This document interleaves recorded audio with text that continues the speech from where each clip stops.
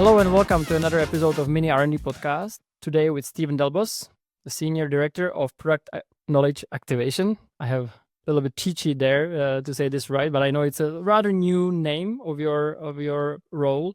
So what were the changes and what do you do in this role? Sure, yes. So recently we brought together our technical writing team, which is focused on release notes and product documentation, alongside our knowledge management team, which is working very closely with customer support to make sure that the documentation we have is up to date and helping with customer support tickets.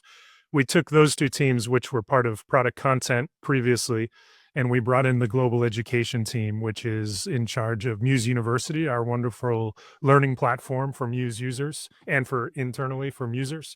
So we brought both clients and employees. That's correct. Yeah. So we've brought those teams together really to take a holistic approach to how we're guiding users through our rather complex product.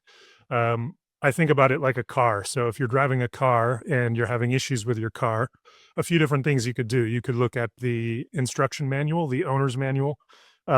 Maybe you could take it back to the dealership. Maybe you could go to driving school. And so for us, we have the owner's manual, which is all our documentation and the release notes. We have the dealership, which for us would be Ada, our customer support chatbot that we're training. And then the driving school would be Mews University. So by bringing the teams together for the first time, we're really looking at the learning journey and the user experience holistically from end to end and bringing together all these different types of content in one team so that we can not just instruct users what's coming out, what we're building, but how to use it and more importantly, how to maximize the value of Mews for whatever type of business they're running. Did you take it from some playbook, or like did you hear about other companies combining these two? Because maybe correct me if I'm wrong, it's not always like that you would have the internal content with the external, mainly technical content. Yeah, it's we did have some inspiration from some different companies, different tech companies. Really, it was an opportunity that presented itself internally. For a number of reasons, just suddenly there was this opportunity to bring the teams together.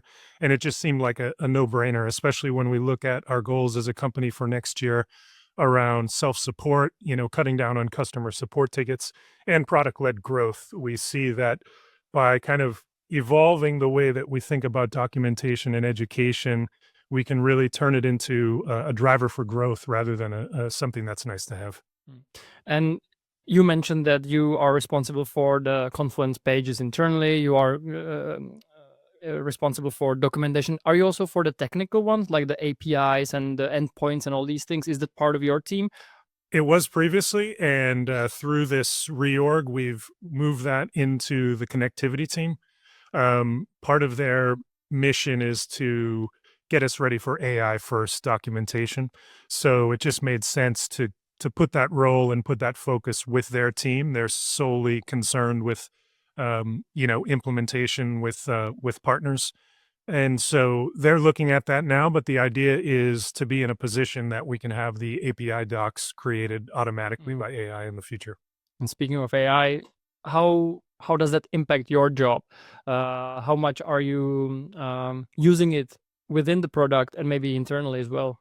Yeah, definitely internally, we made a pivot about 1.5 years ago to really try to become an AI first content team. So we built our own ChatGPT on a business plan. We've built a prompt library. And so now all of the documentation that we write, release notes and help articles, are drafted first by our internal GPT. We'd like to get that to a point where R&D teams can submit a ticket, and with AI, we'll not just push the ticket through to our team, but ultimately natively create those first drafts. At the moment, we take that information, put it into ChatGPT, and then get a draft. We'd like to totally automate that soon. Takes a little while to get there, but we're on our way. And then in terms of in the product, mainly I would say we have Ada, which is our AI customer support chatbot, which is trained off of our documentation. And so that pops up anytime a customer has a question and automatically answers it for them, ideally. Ideally. And do you see improvements in the number? You mentioned that let's take the ticket number down, because you mentioned it also at the beginning. Our system is very complex. It's not a simple B2C tool to use like we use every day. So do you see impact already, or is it a long-term project? It's long term, but we do see impact. The goal in Q3 was to hit 90% deflection, which is very ambitious. Typically around 70 is industry standard, for positive performance. We've driven it up towards 80%. It fluctuates depending on what's going on in the product, what we're releasing. Certainly any issues that might happen in the product have a negative effect on deflection, but mainly we're looking at the documentation and making sure that that's written comprehensively and also structured in a way that makes it easy for AI to find it. But then behind the scenes in the back end of the chatbot, we're doing a lot of coaching and training and building in more context for the bot so it knows where you are in the system when you open a ticket. So ups and downs, but we're definitely heading in the right direction. And I think one of your goals or company goals is self-onboarding or self-training of the hotels, because as I mentioned, it's not as easy to use our system, not because it wouldn't be well designed, but it simply is such a complex a big thing. Yeah. I have words. I know many words. So how are you using it for the users really to, are there pop-ups like you see where, hey, this person is going towards this report, let's tell this person about the report? Yeah, so in the onboarding dashboard, which is new, we basically figured out, these are the approximately 40 most urgent tasks that you need to do in the first 90 days. So we have a dashboard that charts your progress, tells you what you've done so far, what you need to do. And as you navigate through the system, setting the system up essentially, you have proactive pop-ups that are guiding you through everything you need. And the plan for next year is to do more of that within the system. So ideally, we're not just telling you, here's a new feature, this is how it works, but ideally the system knows where you are, it knows what you're trying to do. And then right at the right moment, whether you're trying to do something new, or maybe there's some frustration signals, rage clicks, or you're taking too long for a particular flow, then the system will know and it will pop up with some guidance right at the right time. And I know that your life is not just news, which is great. I recommend it to everybody. But obviously, it's an important part. But you have a PhD, and I believe, do you still teach? I do occasionally, yes. So what is your background? Is it relevant to what you're doing, or is it like really like you're okay? I do this, but I also do that. Yeah. So my background is I studied literature, studied writing and creative writing. I did my PhD here in Prague on American Studies. And certainly in the early years of my career, writing and editing and that sort of thing were very important because that's a lot of what I was doing. Less so now. It's more about, leadership. But I think the kind of structured way of thinking, and approaching problems and doing research that I learned in the PhD has been really, really valuable. Mm-hmm. And you do poems now. Do you do also readings, or is it like, as they call it in Czech, do šuplíku, that you only write it like for the drawer? Yeah, for the drawer. Is that an expression in English as well? No, not really. But I've heard it before. Occasionally I do readings, less so now. I'm pretty busy with Mews. But yeah, once in a while when I'm over in the States, usually things like that. I'm involved with a literary website here that, we occasionally organize events, but more for the desk drawer these days, I would say. It's cool that you kind of found like you studied something in the university and now you're in tech world, but you're applying those things that you're doing here. I feel like I found my similar way because I want to do in diplomacy and I kind of do the diplomatic part of my job. But what's hot right now in your department? I guess AI. That's really something that I'm sure you're pushed into, and maybe not even just pushed into, it's necessary. But is there something else apart from AI that you feel like, okay, this is worth talking, or this is worth doing? Yeah, I think what we're trying to do with bringing more of the learning inside of the product is really exciting. It is, until now we've had Mews University as a separate platform, and we've really approached that as like an adjacent product. And so I think by starting to think about education as an inherent part of the user experience, we can really think about how we can get to where we want to go, which is almost like an autopilot, a product that's not just telling you how to use it, but is actually like doing the things for you.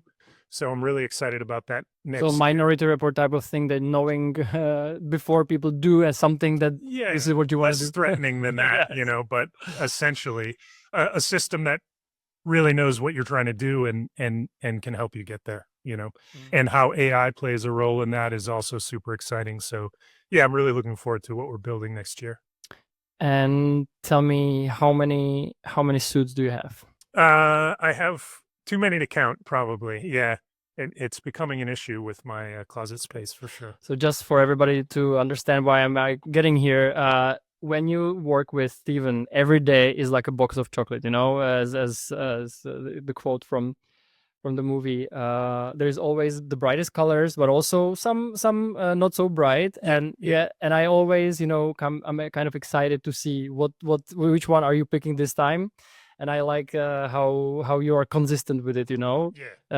But I guess, as you say, it may be an issue for your closet eventually. It is. I'm running out of space, but you know, I like to entertain myself. So sometimes you just need a little extra color in your day. You know what I mean? Nice. Is there anything you'd like to add, or is there anything you'd like, you know, people from Mews who are watching to pay attention to, or even people from the outside? Yeah, I would say, you know, keep an eye on the product and the interesting things that we're going to be doing there. I think we're better positioned now than ever before to really have a positive impact on the business, you know, with documentation and education, which is something that I think most companies feel compelled to do. But we're really pushing it as a way to drive the business. And in my experience with content teams, they're words people, you know, so they're good at producing content, sometimes less good at talking about the business metrics behind that content. But we've really dug into the data, dug into the metrics, and I think we're going to be able to tell some really interesting stories next year. So, you know, externally, I would say be on the lookout, but internally, we're always looking for new opportunities. There's a lot of opportunities with knowledge sharing internally. So get in touch. And how much do you spend in Mews hotels, or you know, how much do you actually go there and look behind the flowers? You know, how their people you're using it, your product, and how they're learning from your content. Yeah, that's another area of opportunity for sure. I mean, whenever I'm traveling, I try to travel in a Mews hotel and try to talk to the people there. Sometimes informally, sometimes a more formal customer visit. We also work with some hospitality schools, which is an interesting way to kind of see what's going on in the next generation. But I think for me, as we've brought these teams together and we're charting all these really exciting innovations next year, it's important that we stay very close to the customer. We had an offsite last week, and we're talking a lot about user personas and how that's going to inform what we do next year. But also, we're thinking about beyond user personas, you have educational personas. So some people are more tech savvy than others. Some people like more guidance or less guidance than others. Some people are more familiar. Maybe they've used Mews previously at a different property. Some people are forced to use Mews. Some people have chosen it. That's so right. that's also, it's very interesting how diverse your group that you're talking to is. Yeah, and so it's vital to really stay close to the customer to ensure that you're building what they need rather than what you want. But when you start to get into it, it becomes very complex. You know, it's what kind of property is it? What kind of business goals are they driving? Who's the user? Is it an admin? Is it a revenue manager, front desk person? How tech savvy are they? How, you know, do they want to learn? How much guidance do they want?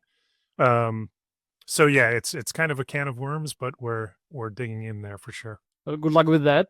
Thanks for joining me in this podcast. And as always, reach out to me or Stephan on Slack or LinkedIn. Do you respond on LinkedIn? I do. I'm always on LinkedIn. So you'll get a response from it. Thank you. Thank you.